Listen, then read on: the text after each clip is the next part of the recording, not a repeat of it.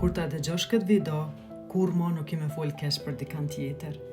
A e din se sa her flasim keq për dikant tjetër, truni yt e merr pa vetdije mbi vetet njëjtën cilësi negative. Çdo tipar që ti ja vendos tjetrit, truri yt etiketon tek ti. Thua ai është falso, truri yt shënon falso. Kur ti thua ai është frymëzues, ti e merr atë energji, sepse truri yt thith çdo gjë ku fokusohesh, për ja pjesa ma e çmendur. Studimet tregojnë se edhe shokët me të cilën ti ban thashëtheme, të shohin ty me ato tipare negative.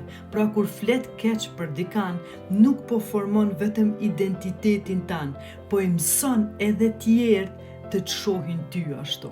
Ka një thanje, kur tregon ti gishtin të tjetri, 3 gishta tjerë janë të kthym ka ti, dhe kjo është shkencëtarisht e vërtetuar.